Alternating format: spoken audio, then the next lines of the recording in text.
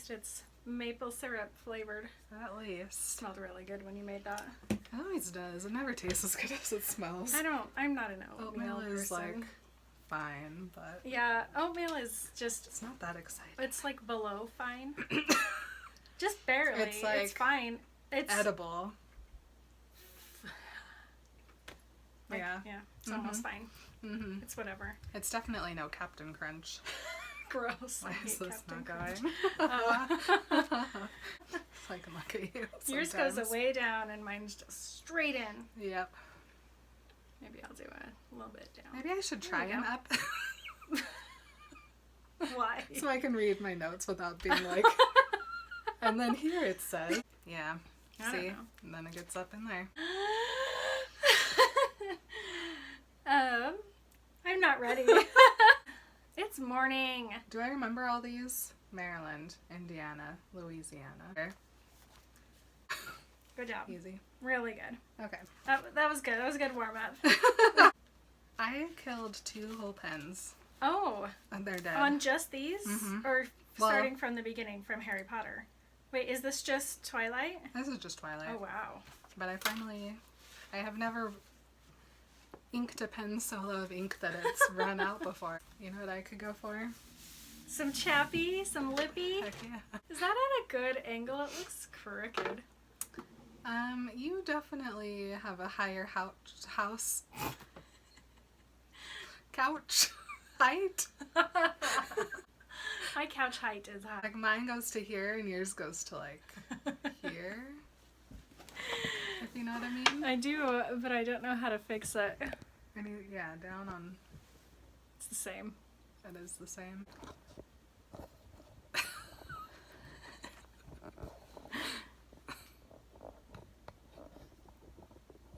I like how you leveled it while you were holding it in midair. That looks terrible. I think the couch looks better. I think it's the poster, honestly. The that's poster throwing is us crooked. off. I have noticed that. It's been crooked, like, since we put it up. Mm-hmm. I think I'm going to do kind of like a, just for a while, I'm going to do a slouch, A relax. a lean, I see. a chill. Cool. All right. Works for me. I think I'm ready. Okay. Do you? Are you? I mean, do you mean- think I am? Hold on. Oh, This is... I know. I got the. I It's haven't gone fine. for my it's second not part cut. of your bangs. It's not. It it's wants back to be here. though. All my hair wants I to be think bangs. it used to be. Oh my gosh. If all my hair could be a bang, it would be. Think if you only had bangs. I just literally brush all of them out. That's how my grandpa used to do his hair. It was really long.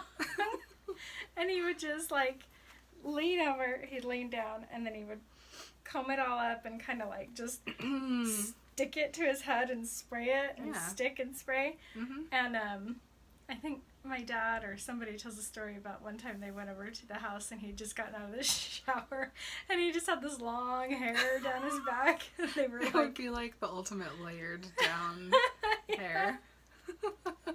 Hi, everybody. Hi everyone. And welcome back. We are so happy you're here. My name is Emily. My name is Marin. And this is Remember Twilight.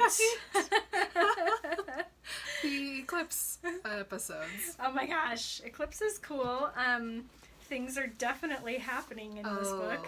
Yeah, they It's are. fine, we're not there yet. Today we're talking about Chapter 13, Newborn, aka the Jaspersode. This is the Jaspersode. This Texan likes to tell a story. Yeah, he does. He is similar to Jamie like that. Oh, cute. Oh my gosh. Jasper and Jamie kind of have, for some reason, similar vibes. They are similar though. So we're talking about Jamie from Outlander, for those of you who are like, who's Jamie? Yeah. And they're both like real cool, like warrior types, strong men, been through it, seen the stuff. Yeah. What did we talk about last week? Oh my goodness. Well, last week, I don't remember. Let me read my notes. Something happens, and then Edward and Bella go to Edward's house, and they find Carlisle and Jasper and Emmett watching TV. They're watching the news, and Edward's like, I need to really talk to Jasper about something. But before that, Jasper's like, hold on, I gotta tell Bella a story. Right? Yeah, so he goes up to her and he lifts up his khaki colored sweater and he's like, look at this scar. And she's like, oh, we have twin scars. And he's like, yeah, check this out though. And lifts his sweater like all the way up his arm and it's just completely covered with scars. He's got a full sleeve of Freaky bites. freak. A bite sleeve. Oh, pretty cool. Pretty That'd cool. be a cool tattoo. What? Think of it. Like white ink, vampire, bite, That's bite, what I bite. mean. If I were more Jasper looking and wanted to get into cosplay, I might consider that. Yeah? But that would be my, like, only time to do that. And I don't feel like it's... I just had a coming up. desire to get a Bella bite tattoo, though. Yeah, Just that'd be one freaking cool. on my wrist. I'd be into that. Okay. Oh, newborn. Jasper, well, Bella, she ends the last chapter like, Jasper, what happened to you? And he's all, same thing that happened to you. Oh, that was the worst. I'm bad at Texas. I tried, but it was bad.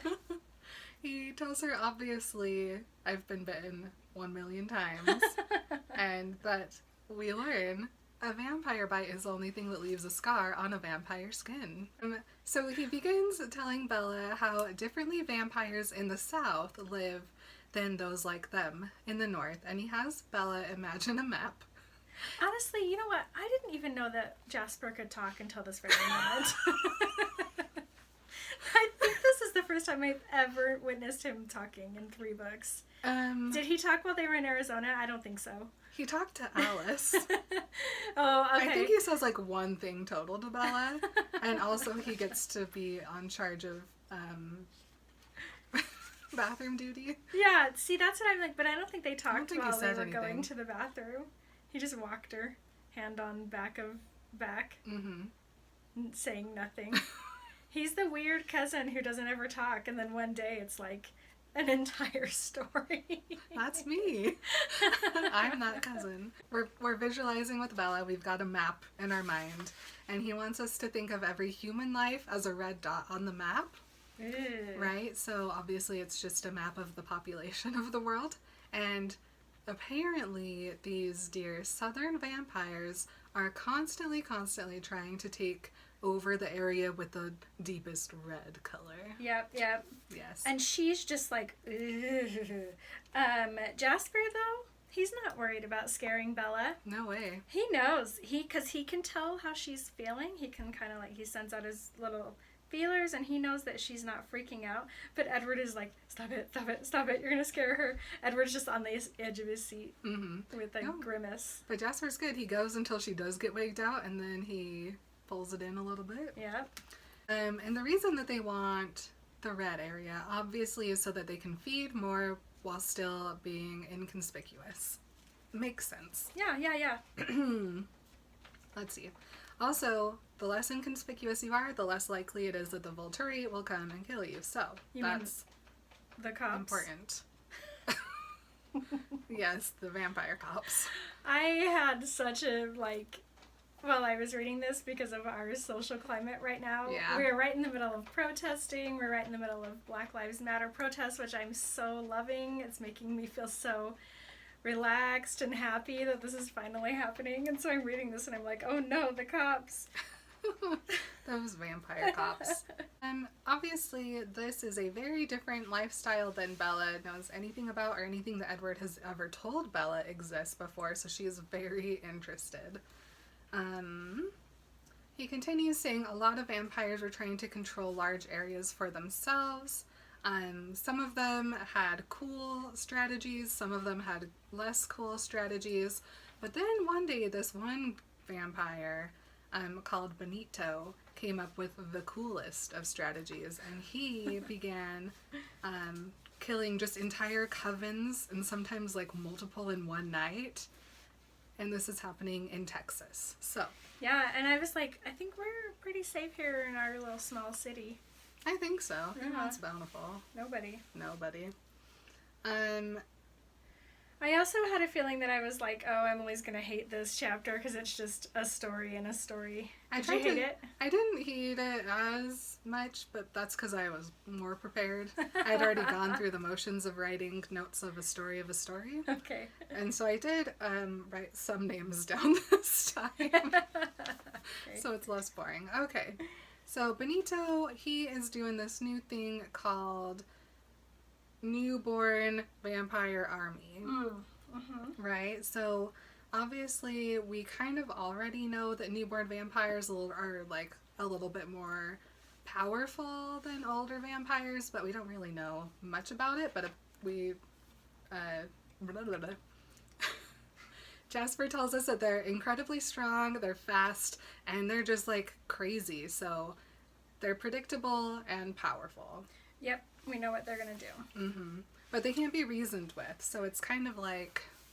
all they want is blood. You have to control them by, like, directing them towards people to eat, as far as I can tell. Well, and you can also kind of control them by just scaring them. Mm-hmm. It's because they don't know. Mm-hmm. As long as they're ignorant and... oh, man. I just can't stop, like, comparing this to actual real life. Yeah, ignorant and hungry. They'll do whatever you want. Yeah. Oh, Okay, no. but that really is the truth. Like, keep them thirsty, keep them stupid, and they'll do whatever you want. Yep. Because they're real strong, and they can easily kill an older vampire. Mm-hmm. So Benito's going through these newborns like crazy because you only keep them for about a year. That's when their newborn strength kind of starts to go down a little bit. And so he's just constantly replacing this army that he has. And so he's going through a lot of humans. In fact, so he says, when the body count reached epidemic proportions, in fact, your histories blame a disease for the population slump. Oops. Is coronavirus a vampire plague?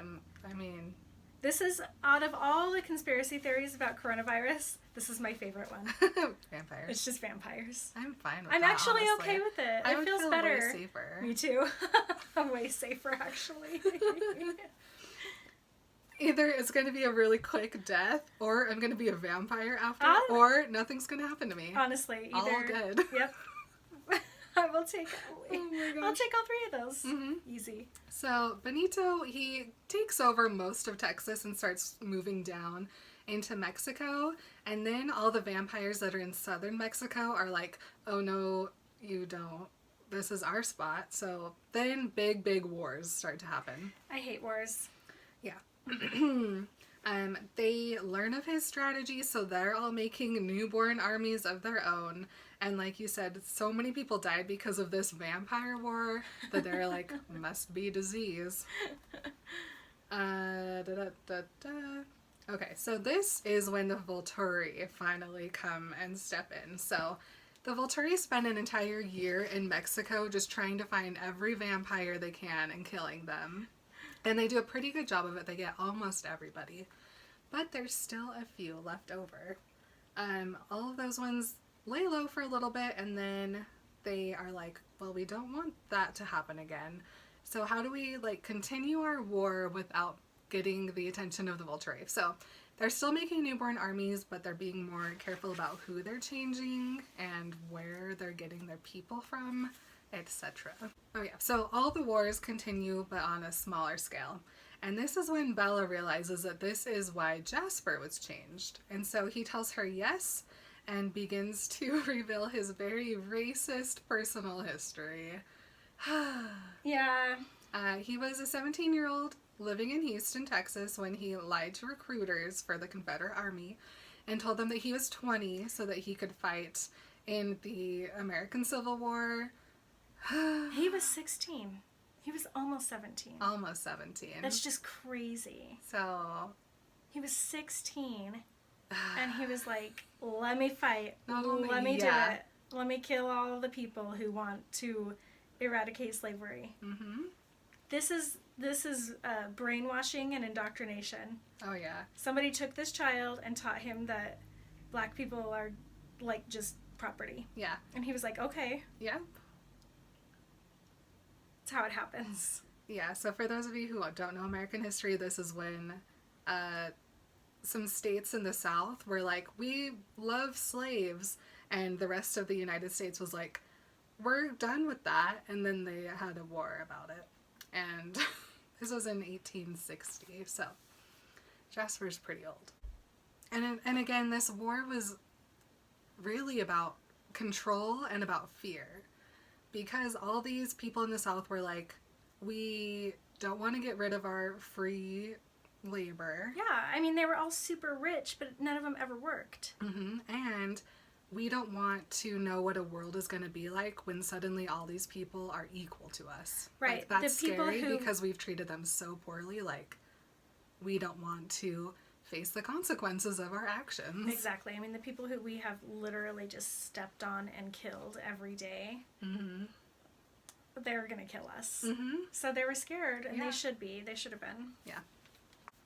I would like to take a second and tell all of you beautiful listeners that Black Lives Matter, and Black lives are worthy, and Black lives are important, and we're with you. Yeah, man, we support Black Lives Matter so much. Heck yeah. Always have, always will. Yes, as dear Michelle Obama says, we all have no choice but to see what has been staring us in the face for years, for centuries. And ain't that the truth?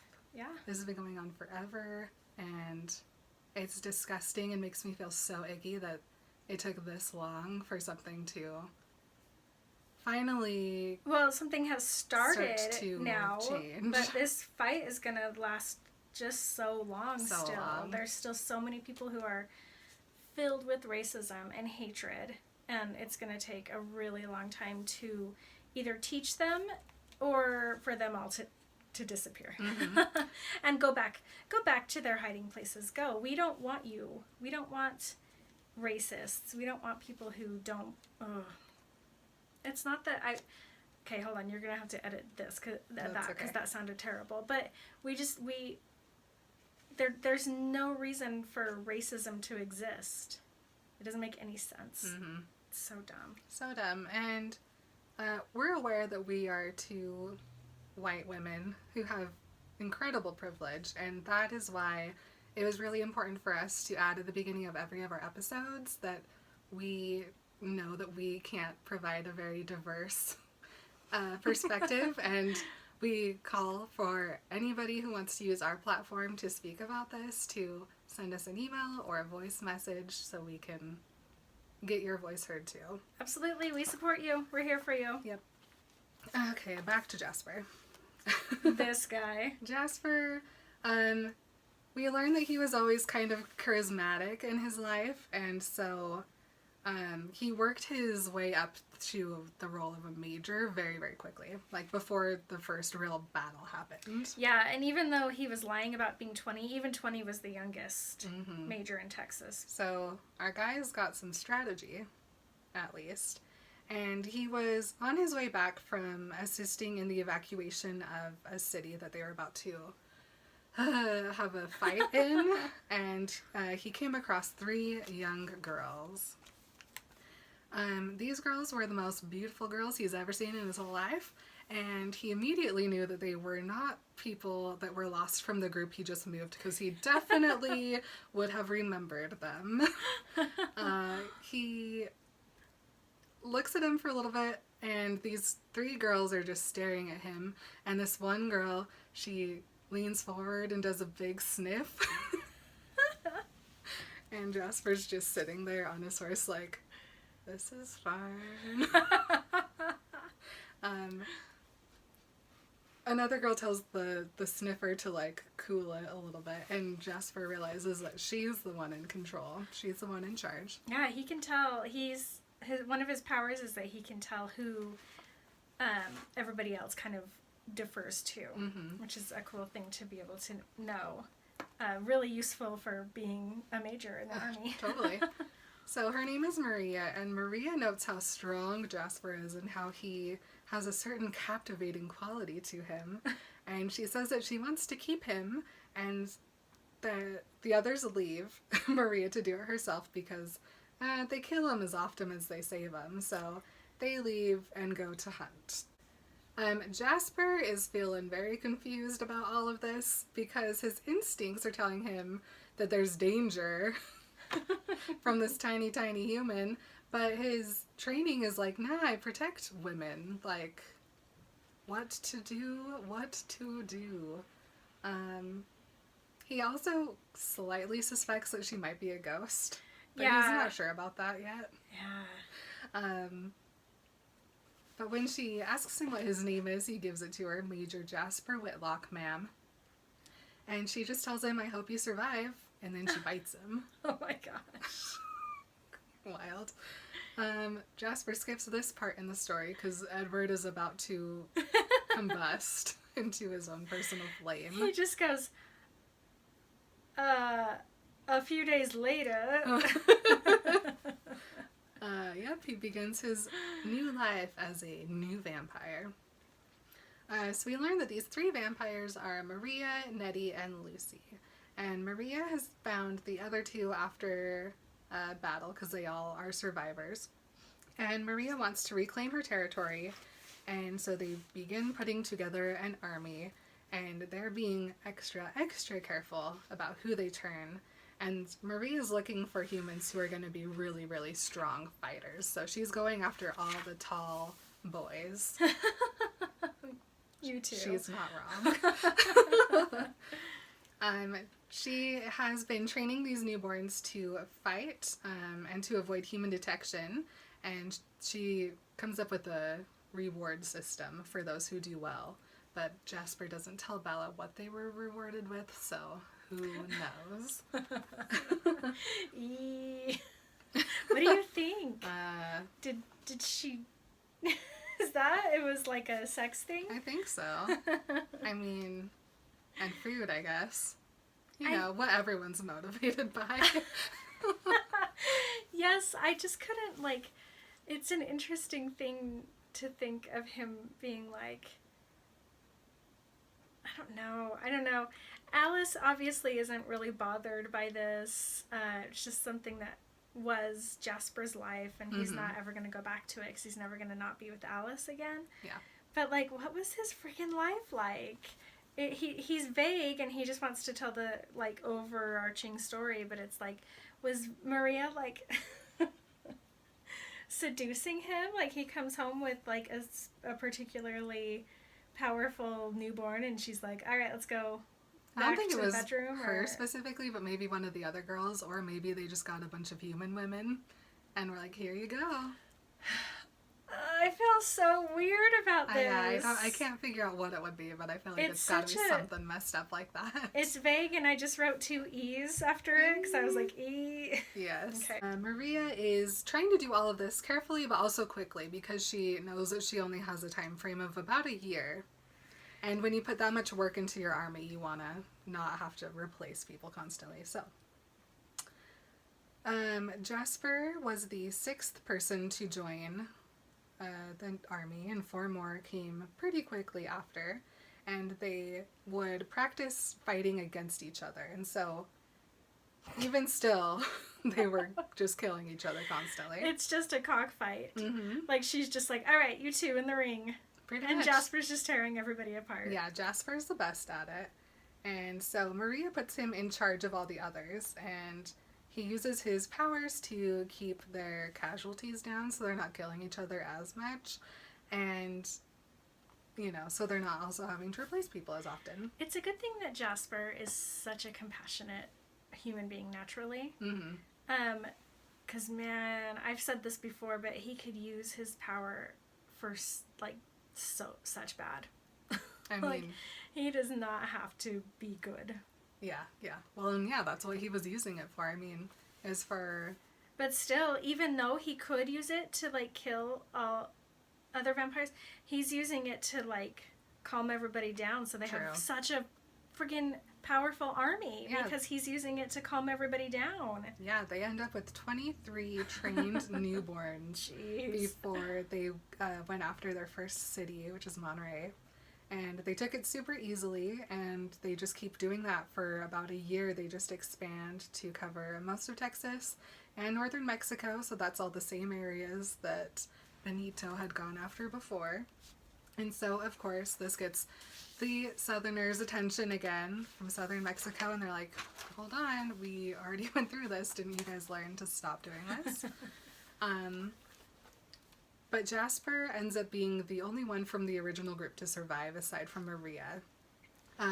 Even Nettie and Lucy, they take him out because Jasper starts to feel them planning a plot of betrayal, and so they just wipe him out. And so these two finally just return back to Monterey and keep that city for a long time. But Jasper, man, he's feeling the depression creep. Yeah, he's just such an empath. You know, it's really hard for somebody who has so much empathy to keep doing awful things. No thanks. So, they keep about 12 newborns on standby just in case they need to defend themselves, but they just kind of cycle them through every year, and Jasper's the one who has to go and kill everybody and then go and change everybody, I'm sure. And so he is just like constantly feeling like anticipation of something bad, and then fear and pain and horror. Oh my gosh. And then, you know, all the newborns come in and it's just the same thing of being like so thirsty all the time and trying to get them to like pay attention and, you know, spend a couple months training them, and then they're trained, and then it goes back into that just like anticipation period, which, I mean, that would be bad for 1 year, but Jasper did it for like yeah, well, he says decades. Decades later. Yes. Decades. Too many. Ugh. During this time, though, there is a vampire named Peter, and Peter is awesome, so they keep him around for a while, and eventually they put him in charge of being the babysitter of the newborns. And he happens to fall in love with one of them, and her name is Charlotte, and so when it comes time to destroy and replace all the newborns again, Peter and Charlotte run away, and Jasper lets them go. Yeah, dude, he felt averse to destroying them. Mm-hmm. He's a good one. 5 years go by, and Peter ends up coming back for Jasper, and he has some news. He comes and he tells him of another way to live, and that they found these like peaceful coexisting nomad vampires up north, and nobody stays in one place very long, so no one's defending areas, and there's not like a constant war. You kind of just do your own thing. And Jasper's like, okay. Yep, peace. Doesn't even like say bye to Maria. He just leaves with them. Yeah. He hated that life so much. I mean, listen, Peter told me about his new life with Charlotte, told me about options I'd never dreamed I had. In 5 years, they'd never had a fight, though they'd met many others in the north, others who could coexist without the constant mayhem. In one conversation, he had me convinced. I love that. Super cool. Jasper ends up staying with Peter and Charlotte for a little while, but he still isn't doing better mentally. He recognizes, yes, this is way better than what I had known before, but I still get flooded with all those same feelings every time I kill a human.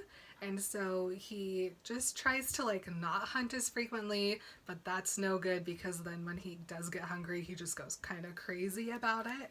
And so he ends up just deciding to leave Peter and Charlotte and kind of go try to figure out what to do. One day he finds himself in a rainstorm in Philadelphia, and so he heads into a diner because it's very conspicuous when a very beautiful person just stands in the rain, apparently. Just stands perfectly still in a rainstorm. And what would you know, but Alice is there, and she's waiting for him. And she comes right up to him, and at first he's like, ah, but then she's like so cute and little that he's like, eh. And she tells him that she's been waiting for a long time, and he says, I'm sorry, ma'am. And he takes her hand, and finally he feels a little bit of hope. That was it. Oh my gosh. She goes... Okay, so Jasper took Alice's hand as he spoke. Alice grinned. I was just relieved. I thought you were never going to show up. It's so sweet. And then they just look at each other and smile. Yep. So Alice tells Jasper, hey, there's this hot doctor vampire that's living in Washington right now, and he lives like a completely different lifestyle than anything you can even imagine. But I know we're going to be so happy they're our family, so let's go find them. And so to the Cullens house they go. This is why Alice is everyone's favorite. True. Edward says that they scared the hell out of all of them because Emmett and Edward were out hunting, so it was just Carlisle, Esme, and Rosalie at the house at this point. And suddenly, Jasper, the sleeve scar, Hale, and Alice, the tiny, future-seeing, all-knowing, show up at the door and greet everybody by name and say, like, it's so nice to meet you. Which room can we move into? But then, instead of just, like, having Esme be like, well, we've got this one guest room that we use, she's like, oh, actually, no, I like this room the best. And she just takes all of Edward's stuff and chucks it in the garage. Yes. Coolest beginning to a relationship ever. Your room had the best view, so I just put all your stuff in the garage. We're moving in. And then Bella goes, that's a really nice story. And everyone's like, dude. She's like, no. Just the her coming here stuff, not all the fighting stuff. Right. And so then finally we can get back to the pressing matters, and Alice asks Jasper why he didn't tell her that he suspected an army. And he said that he really hoped that he was wrong about it. After all, there's no reason to create an army in Seattle. No one is defending it. There's no one there to protect it from. But Jasper suspects that there must be less than 20 people in the army, and that they're so untrained he's surprised that the Volturi hasn't already stepped in. This is really weird because he's like, why would someone create an army in Seattle? There's no history there, no vendetta, blah, blah, blah, blah, blah. But, like, literally just a hop, skip, and a jump away is this huge clan called the Cullens. Yeah, like, literally you guys basically do live in Seattle and these guys are like, I don't understand. They don't even think to themselves this might be connected to them. Well, Edward does, because everything's always about Edward. Well, yeah, and he's finally like, Edward is like, well, we live here. Does it occur to anyone else that the only possible threat in the area that would call for creation of an army is us? And then Carlisle's like, these guys are so dumb. I never would have thought of that. Esme tries to blame it on the cousins in Alaska. Okay, but no, nobody lives in Alaska, so it couldn't possibly be them. She's like, well, Tanya does live pretty close too. No, Esme. Definitely it's not them either. The combo swirls around like, could it be this? Could it be this? Until Edward's like, well, we already know that that there's someone out there who knows about Alice's visions, aka Aro, and probably he might want to try to take us down, because listen to this info that I never told you guys before. While we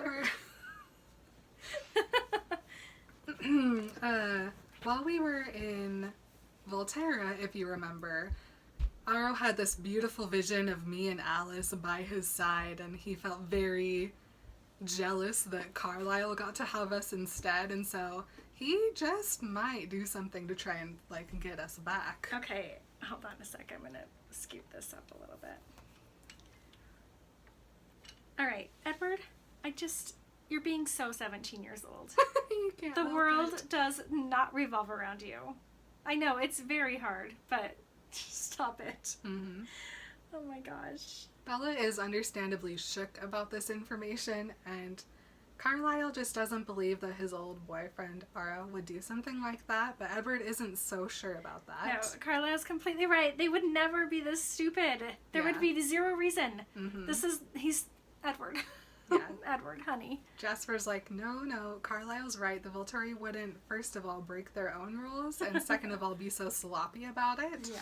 If they were the ones creating an army in Seattle, like, the sun would be blocked out from the sky, and the whole city would be dark, and we wouldn't know that an army was being created. It would just be bad news. Yeah. Emmett is ready to go to Seattle right now, though, so what are they waiting for? Screams. Mm-hmm. Let's go! And Jasper's like, well, first I'm going to need to teach you guys how to fight against newborns, because it's very different than fighting against just regular olds. And Bella is feeling like there's something obvious going on that she can't quite put her finger on that would maybe explain all of this stuff happening, but she can't quite figure it out.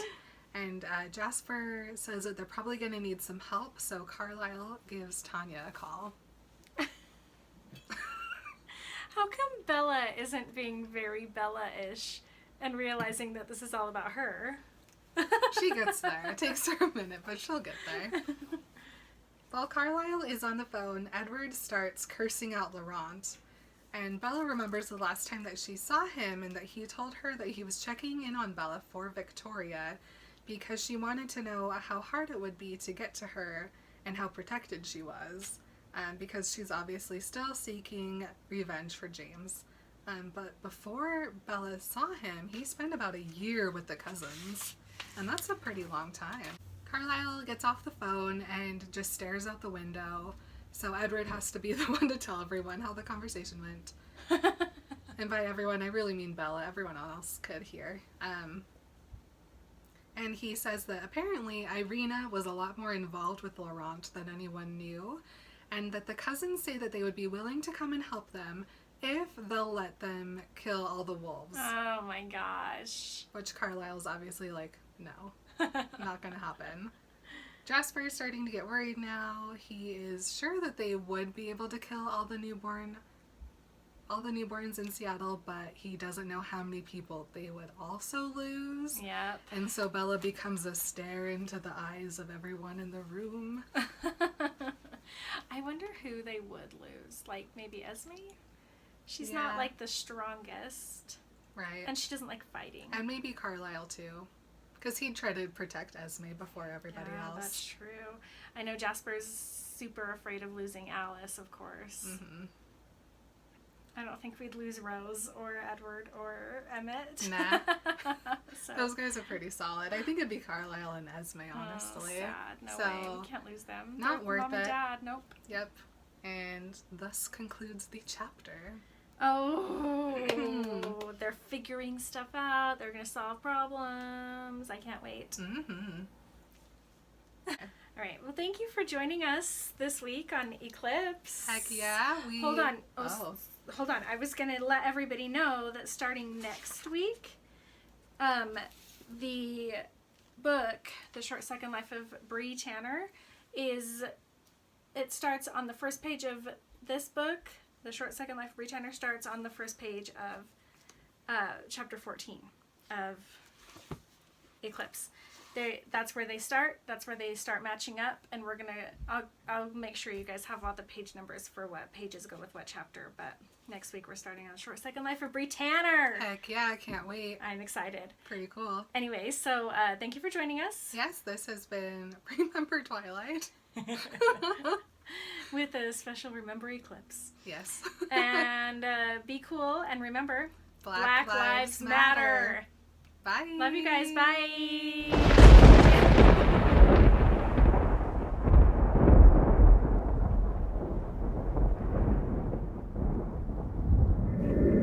Did we forget how to podcast? I think maybe something glitched. We'll get it next time.